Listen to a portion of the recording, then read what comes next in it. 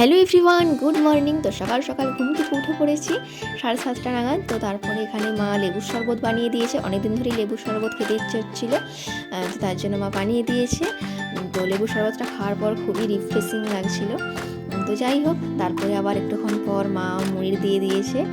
তো আজকে মুড়ি খাওয়ার জোগাড়ে ছিল আলু, ছোলা আর মটর একসাথে সেদ্ধ, আর শসা ছিল, আর একটা কলা ছিল। তো এটাই আজকে আমরা সবাই সকালে খেয়েছিলাম মুড়ির সাথে। তো তারপরে এই যে এখানে আমি মায়ের সব কাটাকুটি করে দিয়েছি রান্নার। আজকে হবে পটল আলুর তরকারি, আর হবে আমের একটু চাটনি, আর ঢ্যাঁড়স আলুর তরকারি। আজকে আমাদের নিরামিষ শনিবার, তার জন্য এটাই হবে। আর একদিকে মা ভাত বসিয়ে দিয়েছে, আর আমি চাটনিটা করবো, তার জন্য কড়াই তেলও দিয়ে দিয়েছি।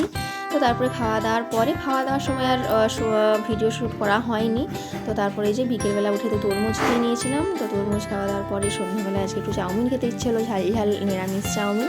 তো কিছুই না, এর মধ্যে শুধু আলু, গাজর আর পেঁয়াজ বলছি, বিট আর বরবটি ছিল, একটু শশা কুচিয়ে নিয়েছিলাম। তো ঝাল ঝাল করে বানিয়েছিল মা, খুবই সুন্দর হয়েছিল খেতে এটা, আর গোলমরিচ দেওয়া ছিল বেশি করে। তো চলুন তাহলে, এটাই আমার রাত্রের খাবার ছিল, আর আমি কিছু খাইনি।